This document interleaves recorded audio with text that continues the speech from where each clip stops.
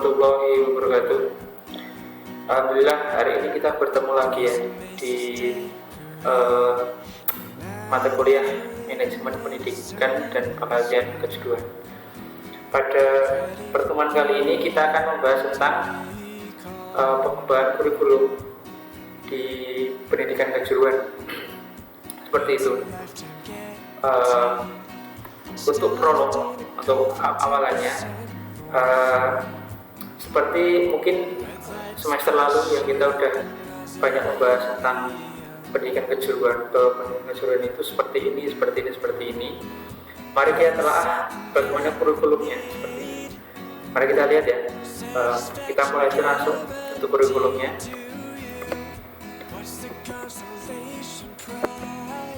Oke, jadi pengembangan ini kenapa tuh ada pengembangan kurikulum? Karena memang situasi itu berbeda ketika kita ada di suatu kondisi, kemudian berganti tahun, berganti kondisi, berganti politik seperti itu. Maka kurikulum yang akan diajarkan di semua jenjang pendidikan termasuk kejuruan itu berbeda dan harus ada pengembangan. Bukan berbeda tapi ada pengembangan itu. Seperti itu. Nah, kurikulum ini itu poin pentingnya di sini ada namanya acuan dan bahan ajar. Jadi dari sini dapat diperoleh suatu dasar bahwa ternyata pendidikan di Indonesia itu menginginkan seperti ini. Nah, itu dikembangkan dari dasarnya adalah kurikulum. Jadi perlunya pengembangan kurikulum. Kemudian apa aja toh yang bisa kita lihat ya. Jadi yang pertama ada di dalam kurikulum itu ada 3. Yang pertama ada landasan, prinsip, kemudian kriteria pengembangan kurikulum. Nah, landasannya apa? Landasannya ada 3, filosofis, psikologis, dan yuridis. Apa 3 ini maksudnya? Yang pertama, kita lihat ya, secara filosofis. Jadi secara filosofis itu jadi permasalahan bangsa Indonesia dulu ketika kenapa kok dicanangkan SMK, kayaknya SMK karena memang kita butuh tenaga kerja yang siap kerja. Ini berbeda dengan beberapa tahun yang lalu. Beberapa tahun yang lalu memang fokus Indonesia itu ke bidang iptek, harus ada orang-orang terpelajar, kemudian orang-orang yang bisa mengembangkan ilmu pengetahuan. Tapi sekarang adalah poros utama bangsa adalah orang-orang yang bisa bekerja. Nah, filosofinya dari situ. Nah, kemudian ada namanya landasan psikologis. Landasan ini implikasinya itu mengembangkan kurikulum ya. Jadi pengembangan kurikulum. Nah, di dalamnya itu kita mempelajari tentang bagaimana perkembangan manusia. Mungkin kalian dulu ketika kecil berbeda dengan sekarang karena perbedaan ini yang akan mempengaruhi bagaimana kurikulum itu terjadi. Contohnya ini sangat tidak pas ketika sekarang itu anak-anak SMK, mungkin anak-anak yang sudah SMA SMK itu tidak dibekali dengan internet. Nah, karena perkembangan manusia itu berbeda. Mungkin ibu kalian, ayah kalian tidak tahu karena memang mereka belum mengalami. Tapi kalau sekarang tidak dibekalkan dengan internet, nah psikologisnya akan sangat berbeda. Jadi kurikulum ini harus mencakup hal seperti itu. Jadi yang kedua landasan psikologis ya itu. Jadi harus secara individual, secara personal dipelajari bagaimana atau karakter anak zaman sekarang seperti itu. Kemudian ini secara yuridis. Nah ini jadi ada ada undang-undangnya ya. Jadi kebijakan ini mempunyai landasan hukum yang telah disetujui oleh Menteri Pendidikan tentunya Indonesia, kemudian dituangkan dalam konstitusi atau undang-undang. Jadi secara hukum itu legal ada di Indonesia. Jadi dari tadi faktor. Nah, yuridis ini adalah untuk melegalkan peraturan itu. Jadi kenapa kurikulum itu ada? Karena memang adalah jalan yuridis. Gitu ya. Oke, lanjut. Nah, kemudian ada prinsip pengembangan kurikulum, ada 4 ya. Ada 5, ada relevansi, kontinuitas, fleksibilitas, efisiensi, dan fleksibilitas. Apakah itu? Mari kita sama-sama lihat. Yang pertama, ini ada namanya prinsip relevansi. Nah, relevan itu kan berarti kan seimbang, sesuai dengan pihak sini dengan pihak sini. Berarti kurikulum itu adalah merelevasikan pendidikan yang sebagai core atau utama dari dari tujuan ini di dalam, harus masuk dalam sela-sela kehidupan seperti itu. Jadi tidak jomplang seperti itu. Jadi kurikulum ini harus serasi, kemudian dan seimbang dengan tuntutan kehidupan. Jadi jangan sampai kurikulum yang sudah usang kemudian diterapkan di sekarang itu kan jadi tidak pas. Jadi harus ada namanya prinsip relevansi. Kemudian yang kedua itu fleksibilitas. Nah, apa ini? Fleksibilitas itu sih artinya itu lebih dinamis ya, tidak kaku. Apa maksudnya? Maksudnya itu adalah bahwa kurikulum ini itu didesain itu peka dengan zaman seperti itu. Kemudian sesuai dengan jenjangnya. Contoh nih, kurikulum SMK yang memang untuk SMK seperti itu. Jadi tidak kaku dan lentur, dinamis lah, seperti kalau bahasanya mungkin dinamis. Jadi tidak mengikat dan tidak kaku, maksudnya bisa di recycle seperti itu. Kemudian yang ketiga ya, efisiensi. Apa efisiensi? Nah, dengan adanya kurikulum menjadi border ya, ataupun sebuah batasan bahwa ada penggunaan biaya, waktu, ataupun sumber lain itu dapat digunakan dengan optimal karena sudah ada pedomannya. Jadi ketika penerapan kurikulum ini yang biasanya yang paling bawah adalah pihak guru ataupun sekolah itu bisa tahu, oh ternyata ketika pembelajaran di SMK itu biayanya segini, waktunya segini, jadi sudah diatur, tinggal enak untuk menerapkannya. Jadi ada banyak prinsip efisiensi, sudah diatur seperti ya. Nah, kemudian yang keempat adalah kontinuitas. Nah, apa ya ini? Jadi kontinu adalah harus bisa dilaksanakan secara lama-kelamaan. Maksudnya lama-kelamaan itu bisa dirasakan tidak hanya waktu itu, tahun bisa berjalan beberapa tahun. Karena kalau setiap tahun membuat kurikulum itu akan sangat berat. Nah, karena itu perlu prinsip kontinuitas. Jadi tidak hanya pas itu aja bisa dilakukan, tapi bisa berhitungan berapa tahun yang akan datang. Seperti itu. Ya, kemudian ada efektivitas, efektif. Nah, efektif itu seperti apa? Efektif itu ya apa ya? Mungkin lebih ke hemat. Jadi kita kan pengen mengembangkan anak-anak itu lebih berkualitas. Nah, ketika kita tidak mempunyai tujuan jelas dalam pendidikan, itu tidak efektif karena kita harus punya tujuan nih. Wah, pendidikan Indonesia itu mau dibawa ke sini. Berarti hal-hal yang harus kita lakukan seperti ini, tidak terlalu sedikit yang kita lakukan dan tidak terlalu banyak. Nah, itu tidak efektif. Kita harus sesuai dengan apa yang seharusnya porsinya, seperti itu ya. Jadi perencanaan di pembelajaran itu bisa lebih efektif, tidak mubazir, tidak banyak hal yang dibuang ataupun terlalu sedikit jadi fantastis, jadi buruk seperti itu. Nah, kemudian ini kriteria pengembangan kurikulum apa aja toh? Oke, saya sekitar dulu ya. Nah, jadi ada beberapa ya, ini ada lebih banyak.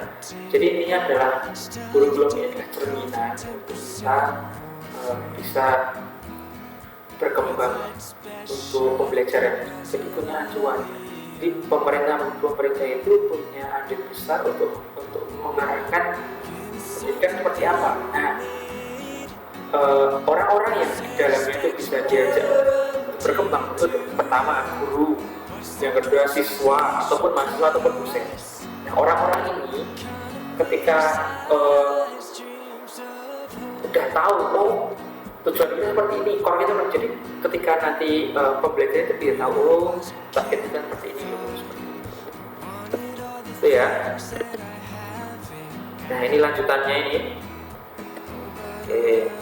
Oke, kemudian keterbatasan pengembangan kurikulumnya. Oke, coba kita lihat ya. Jadi keunggulannya ini tidak ada beberapa ya. Nanti bisa dibaca sendiri. Ini. Jadi ada pengembangan kurikulum pada kebutuhan, kemudian digali dari khalayak seperti Pak Didik. Jadi harus sangat detail seperti itu ya.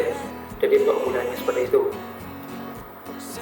Nah, kemudian ini juga ada keterbatasan kurikulum ya. Jadi selain tadi ada juga keunggulan, keterbatasan.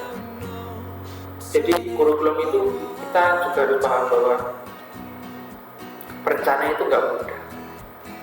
Indonesia itu mempunyai banyak pulau. Selain itu, sekolah yang ada di Indonesia banyak sekali. Nah, kita perumus kurikulum itu perlu memikirkan bagaimana bisa mengayomi atau suku Jawa nih sama suku Papua itu beda.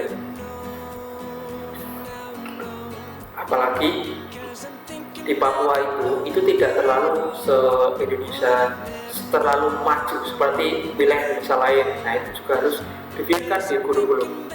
Jangan sampai kita timpang. Kita hanya memikirkan wah di Jawa itu memang sudah sampai sini, tapi di Papua kan belum. Nah, jangan sampai seperti itu. Itu ya, itu yang dipikir. Jadi keterbatasan kurikulum itu memang lebih ke faktor daerah seperti itu ya. Nah, jadi ini hal yang dipertimbangkan dalam studi kurikulum. Jadi ini ada banyak ya, bisa dibaca sendiri ya dari pasal 98. Jadi intinya harus detail, ada filosofi, ada tujuan program, kemudian hubungan antara kurikulum dengan komunitas dan okupasi, kemudian ada karakteristik, ada teori belajar, perencanaan siswa dan guru, hubungan guru dan siswa, dan banyak seperti itu. Nah, ini selanjutnya ya, banyak sekali ya. Jadi nanti bisa dibaca, kemudian disimpulkan sekaligus dipelajari seperti itu ya. Insya Allah videonya akan di YouTube dan enak kalian bisa mempelajarinya sewaktu-waktu. Nah, ini konsep pengembangan kurikulum di pendidikan teknologi dan visual. Ada beberapa pendekatan ya. Dapat ada akademik, kemudian pendekatan life skill, pendekatan kurikulum berbasis kompetensi, kemudian kurikulum berbasis luas dan mendasar seperti itu.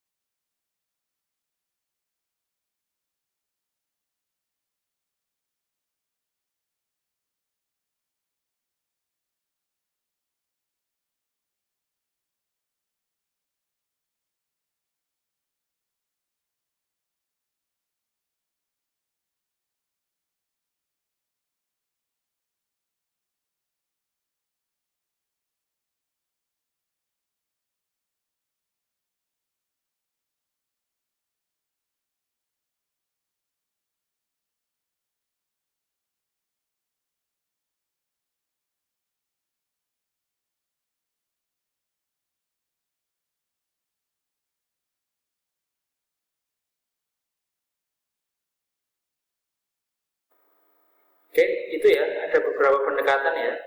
Kemudian kita lanjutkan. Oke, jadi pendekatan pertama adalah akademik. Apa atau yang dilakukan di pendekatan akademik itu? Oke, ini saya buka semua dulu. Ya, ada 3 hal yang penting di sini. Ada 4. Yang penting di sini adalah yang pertama adalah pelatihan dan pendidikan dan pelatihan. Dan itu harus menyeluruh ya. Nah, dan tujuan di sini, tujuan kurikulum itu harus ada tujuannya, ada isinya dan ada materinya. Jadi materi yang kalian dapatkan sekarang dan saya ajarkan ini juga termasuk di kurikulum perguruan tinggi seperti itu.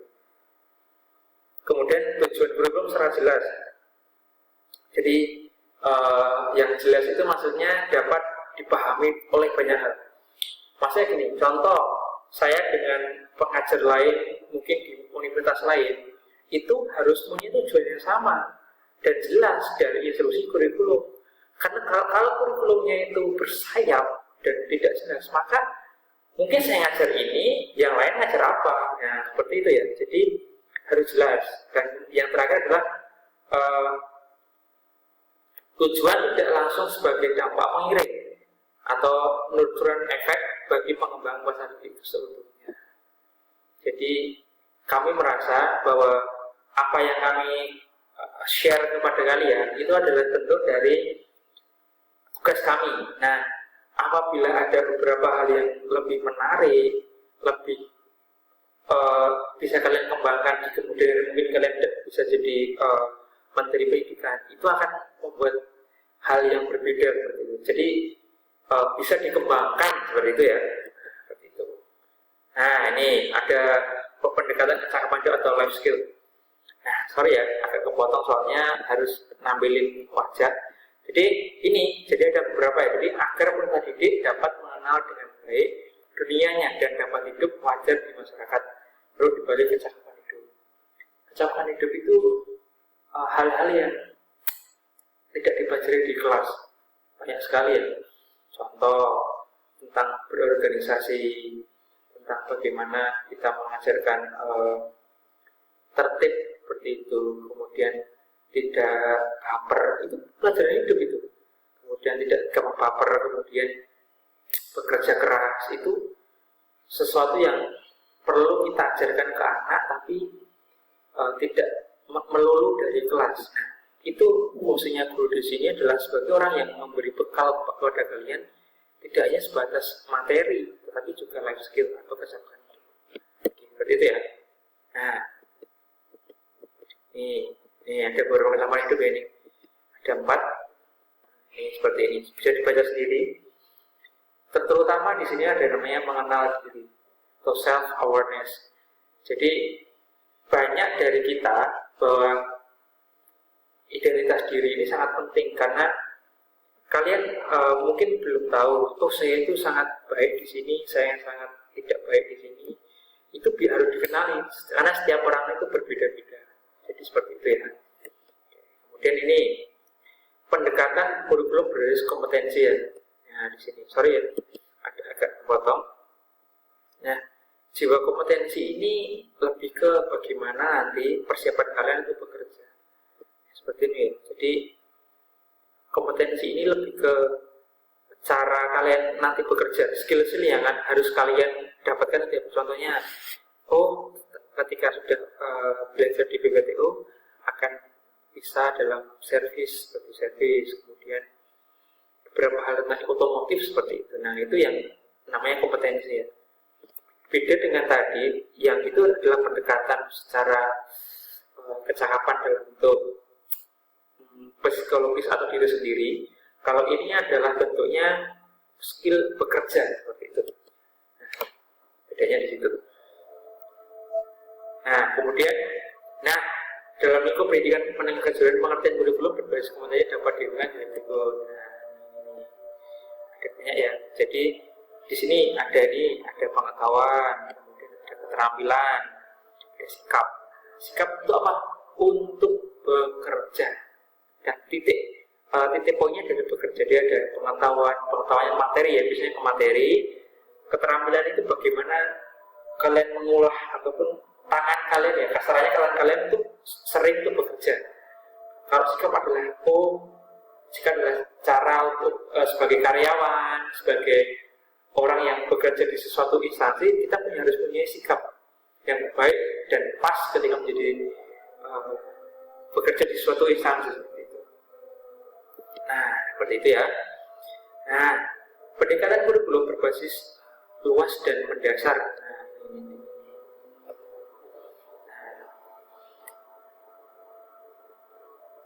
Jadi kurikulum ini untuk beradaptasi atau mengalihkan transfer kompetensi yang dimiliki suatu yang baru. Kita tahu bahwa perkembangan zaman itu sangat cepat. Nah, tidak bisa kita hanya mengandalkan kursus yang kita miliki aja. Suatu saat kalian akan merasa, wah ini pasti ini baru, itu belum saya pernah lakukan, belum pernah saya lihat. Nah, kurikulum di sini harus bisa menyesuaikan dengan itu ya. Kompetensi yang ditunjukkan di kurikulum itu harus sesuai seperti itu. Nah, oke. Dan ini ya, jadi ada nih karakteristik kurikulum ini. Ada beberapa hal. Jadi ada orientasi, justifikasi, fokus, dan standar keberhasilan di sekolah. Nah, yang kelima, standar keberhasilan setelah sekolah dan responsif linguistik ya. Seperti itu.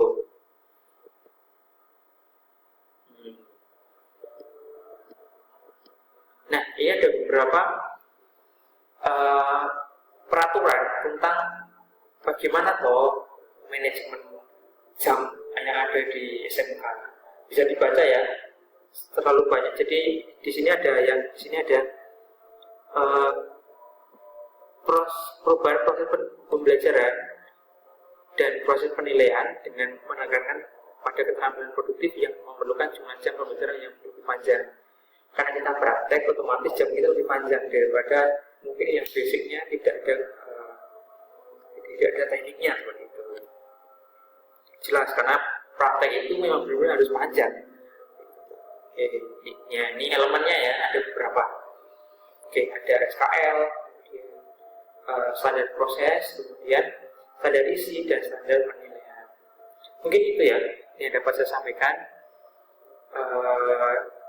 Bila ada salah kata, saya mohon maaf, dan silakan nanti untuk tugasnya bisa diambil di e-learning. Oke, seperti itu. Terima kasih. Itu dari saya. Assalamualaikum warahmatullahi wabarakatuh.